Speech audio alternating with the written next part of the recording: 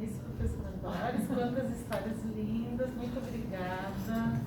Foi um grande prazer escutar vocês e é uma diversidade muito grande e um esforço muito grande, né? São trajetórias de muito investimento, de muita emoção, de muito acreditar naquilo que vocês estão fazendo. E também sinto assim como experiências fundamentais para a formação de novos pesquisadores, de novos profissionais, de novos docentes, tanto para a licenciatura quanto para o bacharelado, e também formação naquilo que é o objetivo desse nosso encontro aqui, que é criar espaço para a formação de novos profissionais na história oral. Então, temos aqui, eu tenho a minha orientanda do mestrado, a aluna Beatriz, que é aluna de uma disciplina de graduação agora, que está fazendo uma atividade de extensão junto com a atividade de ensino, o Henrique, que é meu bolsista de iniciação científica, como chama? Luana Paré. A Luana, que é orientanda de mestrado. E você, amigo? Ele está falando, eu estou colando grau agora no final do ano. Em sociais, eu sou sociólogo, eu estou levando no livro. Que legal, como é o teu nome? Sérgio. Então, Sérgio, a Manuela, a Luana, o Henrique, a Beatriz e a Neila, que já é mestre em História e é nossa grande colaboradora do repositório, né? Então, assim, fico muito feliz. Anotei um monte de coisas, né? Mas eu não vou falar todo esse monte. Apenas quero chamar a atenção para 2 ou 3 coisas, né? O quanto que a história da URGS acaba atravessando os trabalhos de vocês, e talvez no caso do nosso repositório tem uma dimensão da história da URGS, que é agora esse projeto que nós fizemos de documentar a experiência da Covid. Nós fizemos entrevistas com estudantes de baixa renda. E esses estudantes são 50 estudantes e familiares de estudantes. Então a gente consegue ter um conjunto de narrativas que conversam entre si, mas que mostram também a grande diversidade desse público estudantil e dessa categoria que teve muito mais dificuldades durante a pandemia. E dialoga de alguma maneira também com o projeto, o livro que você publicou. Mas o livro não é com história oral. O livro não é com história oral. Não, eles escreveram. Tá, tudo bem. Mas eu achei muito interessante que nessa parte da documentação, que você chama de ego, história, tem os memoriais dos professores, tem os memoriais dos estudantes, né? E uma coisa que me chamou a atenção em ambos os trabalhos é pensar assim, o que significa fazer história oral com pessoas aposentadas e o que significa entrevistar pessoas jovens, né? E que é muito mais comum que a gente entreviste pessoas que já são aposentadas e ao entrevistar jovens a gente tem outros desafios, né? E o entrevistar jovens e jovens ajudando a entrevistar jovens, né? Como a Manu, por exemplo, fez parte agora no projeto Covid. O Henrique acho que não chegou a fazer entrevistas, né? A presença de um jovem estudante de iniciação científica ou de mestrado faz uma diferença, tem um peso muito significativo no diálogo que a gente desenvolveu com estudantes. Então, pessoas mais ou menos na mesma geração. Eu achei muito interessante também assim, as transformações que, pelo teu relato, foram se efetuando no que era o SEMI sob a coordenação da Silvana, no que é o SEMI sob a tua coordenação. Né? E daí a Doris falava que se sente muito solitária. Né?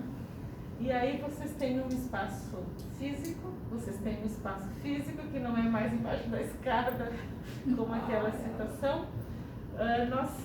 Nós, no nosso repositório, temos oficialmente assim, uma ligação com o Núcleo de Pesquisa em História, que tem um espaço, mas na prática a gente sempre foi um grupo virtual, né? Um grupo que se reuniu aqui e ali, fazia reuniões, decidiu o que fazer. Durante a pandemia a gente se reuniu muito, trabalhou muito, completamente no formato virtual. Então, o que também tem a ver com o fato de que a tecnologia digital, ela é a maneira de se fazer história oral hoje, né? A gente não sabe mais o que fazer com as fitas, a gente não encontra os gravadores para fazê-las rodar. Mas, na verdade, eu queria chamar a atenção de outra coisa, que é assim, ó, que é uma mistura de entusiasmo, voluntarismo e precariedade, né? Então, assim, a gente acha muito legal, a gente fica muito encantada, a gente consegue encantar outras pessoas com esse trabalho, mas tem muita coisa de carregar o piano, né?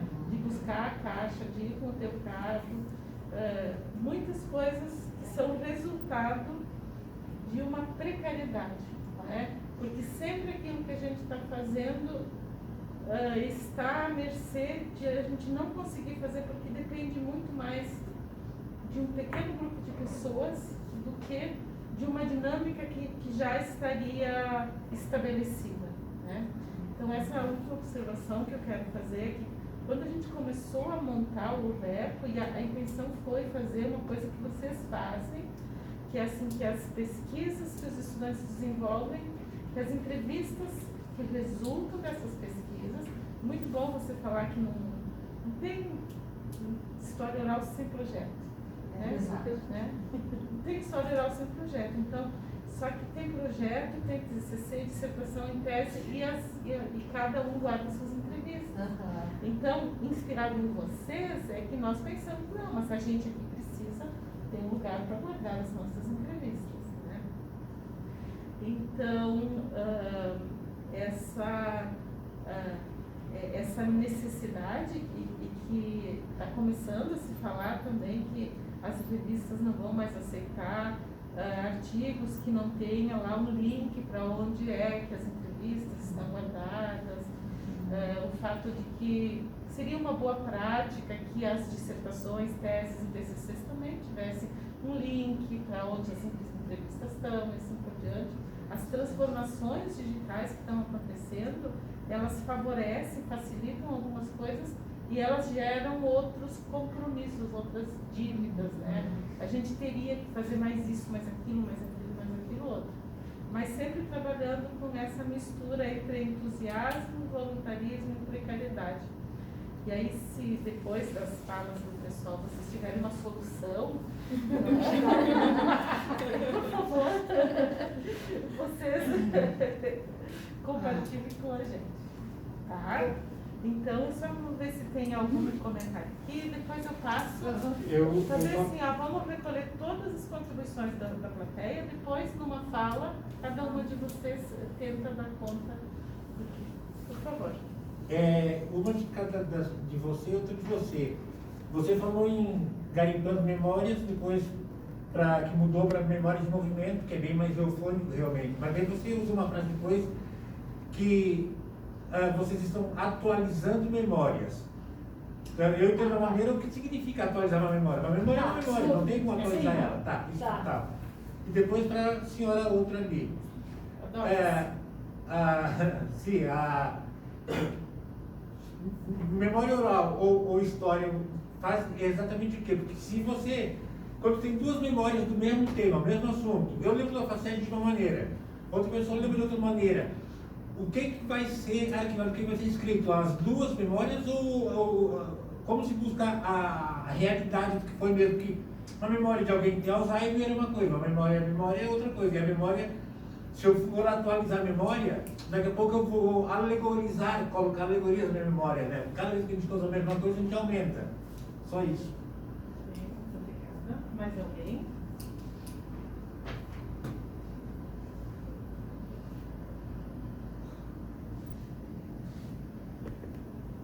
Então, pode começar falando sobre isso. Depois eu vou fazer mais perguntas. Desculpe o teu nome, por gentileza. Sérgio, talvez eu me expressei mal. Eu não estou atualizando memórias. Nós estamos fazendo mudanças no centro de memória do esporte, tá?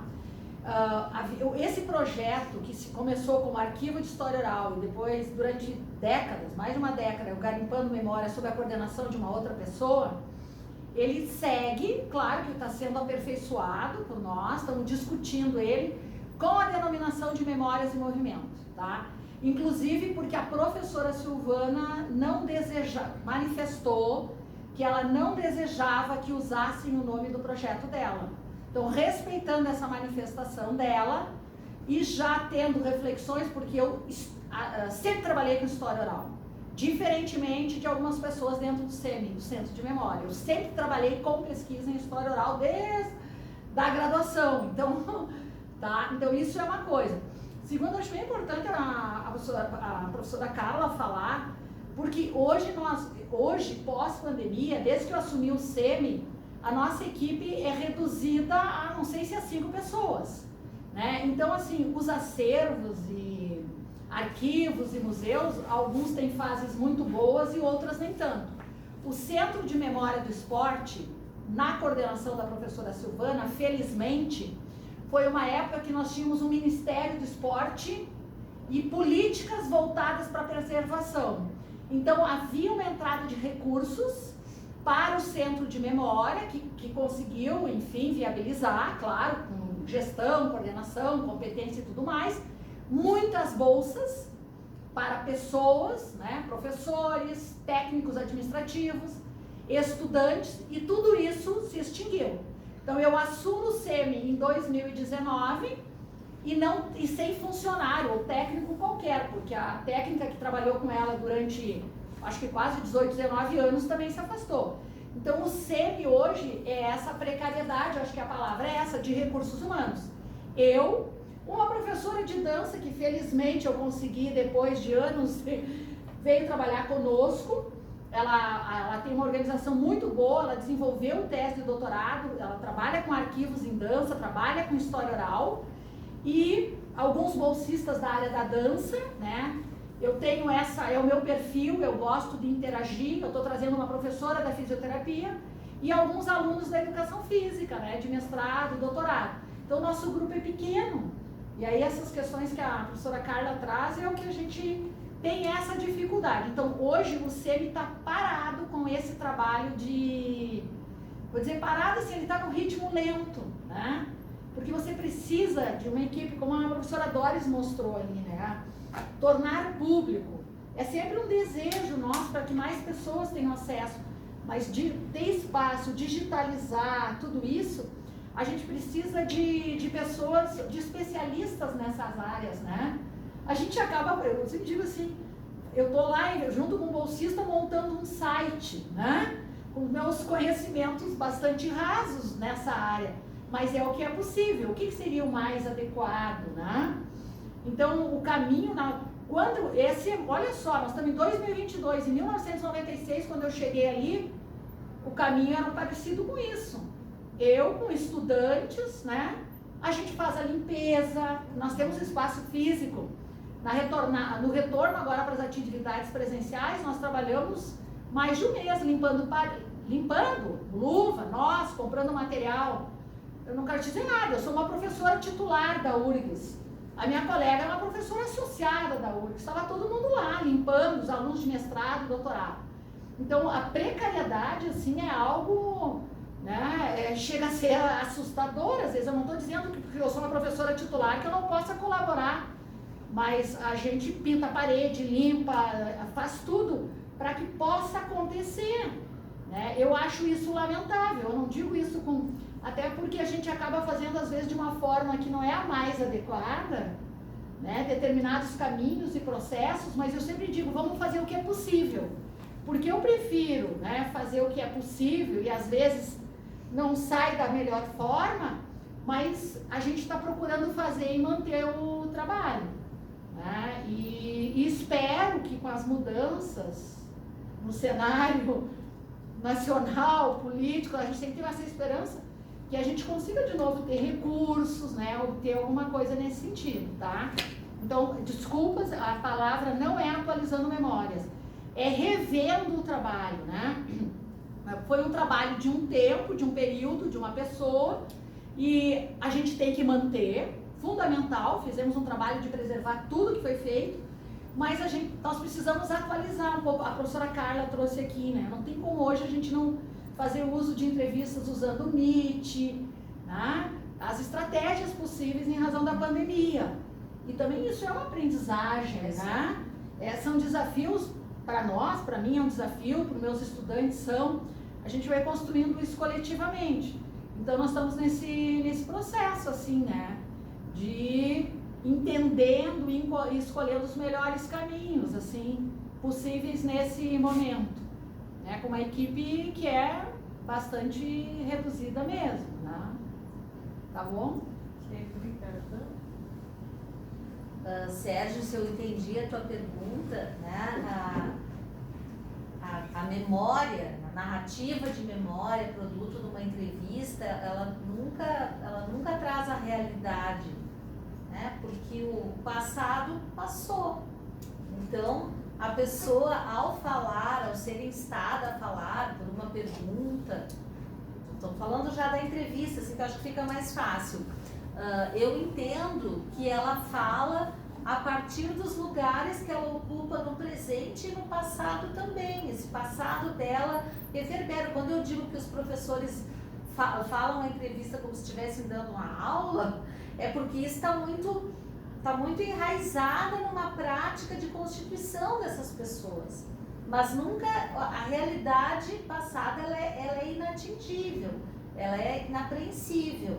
A narrativa de memória é uma representação, é como é que aquela pessoa, no momento presente, evoca aquele passado e traduz aquele passado como ela é hoje.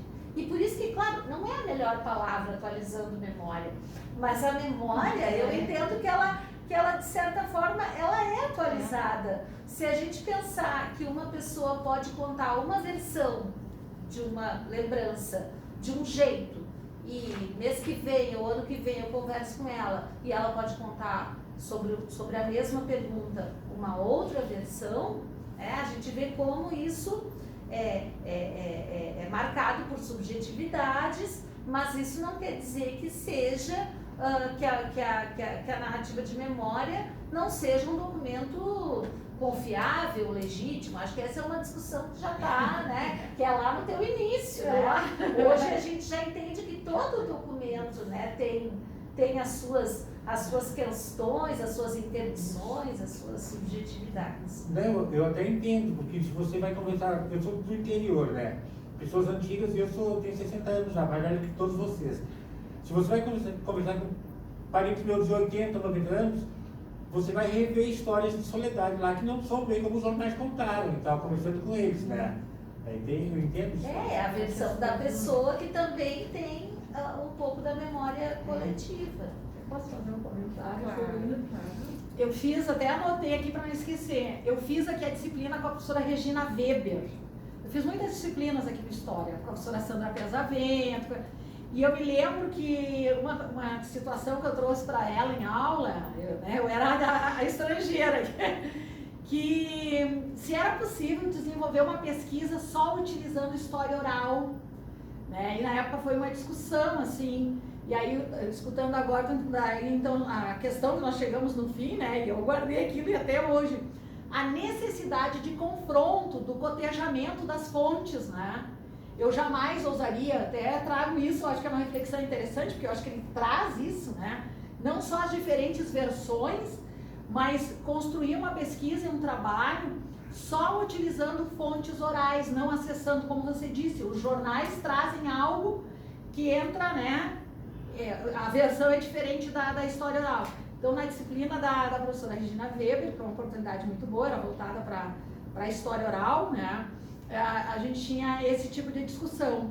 E por que também agora me veio isso?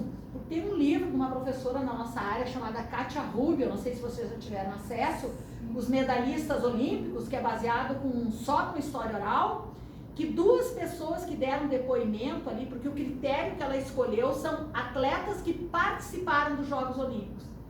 E muito tempo depois se descobriu que uma das atletas não participou. Que ela concedeu o depoimento dizendo que ela tinha sido uma atleta olímpica, foi a uma edição dos Jogos, mas isso não aconteceu. Ela foi cortada antes, né? E depois um outro atleta nesse movimento também resolveu confessar e dizer que isso não aconteceu. Os grandes mentirosos, né? talvez, né, eu trouxe uma psicóloga, enfim, na aula lá da psicologia do esporte, ela chamou das falsas memórias, né, que a pessoa construiu, ela quase chegou aí. Ela foi cortada, que às vezes acontece isso, né, para ter uma lesão, uma situação, e ele... Então, eu acho que também isso é interessante, né, esse tipo de discussão, assim, já, a história sobre esses, sei lá, se são falsas memórias, esse foi um termo de uma psicóloga, mas... ou uma mentira, ou uma outra versão, né? Não, a mentira eu digo fazendo o texto da Janaína Amado lá, sim, trazendo a ideia. Olha, Tá? o que eu pensei já nisso, assim, talvez hoje eu acho que há algum tempo atrás, essa pergunta, poderíamos fazer um trabalho só com história oral? Ainda nessa pergunta, se está dialogando com um contexto onde ainda se tem desconfiança da história. Mas aí a gente poderia perguntar diferente. Um trabalho acadêmico, uma tese, uma dissertação, ela pode ser feita só com fontes? Não, só com fonte. Não tem bibliografia, não tem produção teórica. Então, às vezes, com uma entrevista se poderia fazer um trabalho acadêmico, desde que a gente tivesse o diálogo e as informações que permitem cotejar, desmanchar, entender as questões factuais, as questões que tu só vai perceber que tem alguma coisa que não está descolado da realidade num relato de uma entrevista, se tu tem já o conhecimento daquele acontecimento.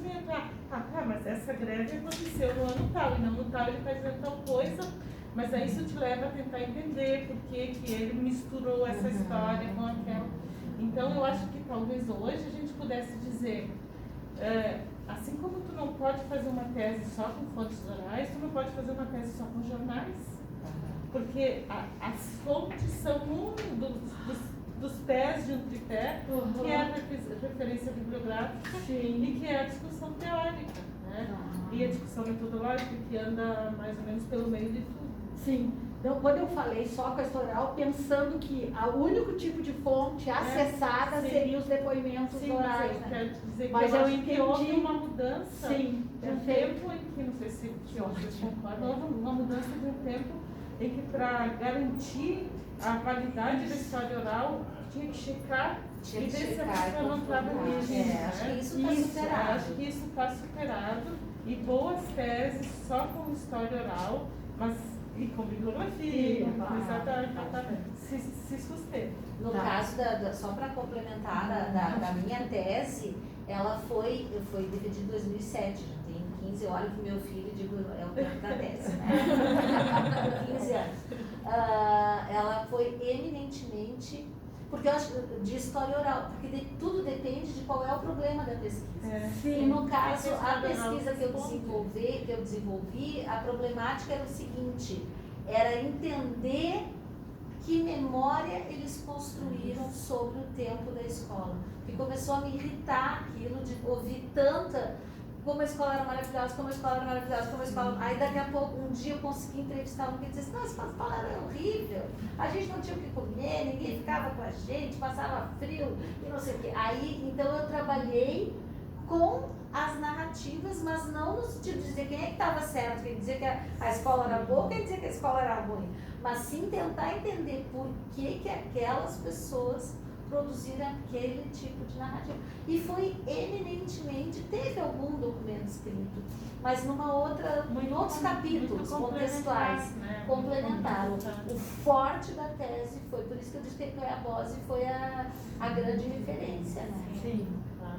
Eu queria fazer só mais algumas observações. Tu está orientando alguém que trabalha com casa de moradia estudantil, né? Sim, 2 dissertações e uma tese agora. Uma vez tu me convidou para uma banca e eu não pude participar. Isso mesmo, Carla. Eu te falei que ali na Cifab tem um acervo que eu ajudei a organizar. Te falei? Não. Então, Legal. Que era um monte de documentos que estavam perdidos. A gente fez um projeto de extensão e organizou a documentação da Cefap. Que bacana. Porque eu me dei conta das casas de estudante como espaços invisibilizados na história da educação. Praticamente não tem pesquisa. né? E aí saíram umas coisas bem Que legais. legal. A outra coisa assim, Bacana, que é né? compartilhar nossa experiência nesse projeto. Depois a Neila pode falar do teu projeto que foi presencial. No nosso projeto à distância sobre a Covid, a gente fez a gravação da autorização, a gente gravou a autorização no começo. Então, assim, quando a gente contatava a pessoa, a gente explicava direitinho o que era o projeto, o que era a entrevista, como é que funcionava. Inclusive, mandava por WhatsApp escrito o textinho do esclarecimento. E aí, quando começava a entrevista, fazia um cabeçalho. Hoje é dia tal, nós estamos fazendo uma entrevista com fulano de tal, que é estudante de Sociologia, de História da URGS para o projeto tal. Nós somos a professora Carla e a Manuela, e essa entrevista, e daí depois disso a gente lia, então a gente deixava registrado na gravação todos os elementos o projeto tem essa intenção. Sim. A entrevista ela vai servir para montar um banco de entrevistas, ela vai ser disponibilizada na internet, você não pode desistir a qualquer momento, se você não quiser responder não tem problema. E depois no final desse textinho a gente perguntava assim, você entendeu, você se sente bem, eu queria dizer esclarecido, que é horrível, você se sente informado suficientemente sobre o projeto, você concorda em conceder a entrevista para o projeto, você concorda que a sua identidade seja revelada. Então, se por acaso a pessoa não queria que a sua identidade fosse revelada, já se organizava o texto de outra maneira, Sim. né? E nunca se chamava a pessoa pelo nome, só se gravava o áudio e não o vídeo. E ali ia fazendo as perguntas da questão da identidade, se podia publicar no YouTube, se podia divulgar a imagem e se a pessoa se sentia informada. E tudo isso no começo, gravado. E lá no final, depois de toda a conversa, a gente perguntava, lembra daquelas perguntinhas do começo? Você continua aceitando que a entrevista seja utilizada? Que boa alternativa, né? E daí não teve nem um papel escrito, Sim, mas mas todas tá as ali, né? entrevistas têm. Testemunho. Tem isso. E a outra coisa que eu queria compartilhar é que se uma determinada hora vocês quiserem entrar lá no site do nosso repositório, a gente passou a utilizar um software que ajuda a fazer índices das entrevistas. Ou seja, tu pode, ao invés de transcrever, tu pode usar esse software para colocar que no minuto 5,2 a pessoa fala do assunto A, no minuto 7,9 a pessoa fala do B. Aí se tu quiser, além do título, tu pode colocar algumas frases, ou tu pode colocar todas as frases daquele assunto. E isso depois a gente cola no YouTube, e quando a pessoa entra no YouTube numa entrevista de 1h30, ela vai ter os pequenos capítulos, e tu pode ir diretamente no assunto. E que foi uma das coisas, assim, que esse desafio de fazer história oral à distância e a gente fez pelo Meet, fez pelo Zoom, fez pelo Skype, fez por tudo que foi possível. Então a gente foi aprendendo estratégias, porque a intenção era que o material se tornasse público com a máxima brevidade, né? Faz a entrevista, já coloca no YouTube, e daí a gente tinha uma equipe maravilhosa que sempre teve em torno de 20 pessoas, que daí tinha um monte de voluntário. Eu tive 3 colegas do departamento que entraram junto no projeto. Que abraçado. 2 servidoras, Vai 3 se exibir agora, servidoras. né? Vai se exibir agora. É maravilhoso. Era um bar, era muito legal. Sim. Coisas minhas, porque eu também fui morador de rua há 15 anos, sou sociólogo, agora sou escritor. Em que momento, para as 3, tá? Em que momento numa entrevista oral vocês aprenderam a não se comover, não se sensibilizar e fazer a criticidade? Eu vou te responder bem rapidinho, assim, ó, a gente durante a entrevista não deve não se comover, a gente deve se comover, e olhar nos olhos, e acompanhar e mostrar que a gente está interessado em entender, em tentar sentir o que a pessoa está sentindo. Quando a gente vai usar as entrevistas para escrever alguma coisa, aí a nossa criticidade depende daquilo que, por exemplo, eu vou escrever um artigo sobre de que maneira é que os estudantes de baixa renda sentiram as transformações econômicas que a pandemia trouxe. Então, o meu olhar crítico é pegar de um conjunto de entrevistas, o que esse fala, o que esse fala, o que esse fala, o que esse fala. Junta todos os pedacinhos e daí começa a tentar entender o que tem de parecido, o que tem de diferente, o que já foi escrito, por exemplo. Será que aquilo que acontecia aqui na URGS era só na URGS? Ou será que isso tinha a ver com uma política mais geral em relação às universidades públicas? Ou tinha a ver com a questão dos gargalos da política de cotas e que a questão do ingresso é valorizado, mas da permanência não é? Então, a criticidade vem no sentido de dizer que não é só a história da Maria, do João e do Paulo, mas sim que as histórias deles conversam entre si e conversam com uma realidade que já foi estudada por outros. E daí, esse texto que eu estou falando sobre como os estudantes de baixa renda da URGS viveram o ensino remoto, que foi escrito no começo desse ano, eu tenho um monte de material que já foi publicado sobre o assunto das cotas na pandemia e do ensino remoto nas universidades públicas e nas universidades privadas. Então, o criticismo vem daí. Eu não estou vendo só a história dessas 3 pessoas, ainda que a história dessas 3 pessoas seja fundamental, porque se eu não visse essas pessoas, eu só ia ver os números, né? Tanto por cento dos alunos evadiram.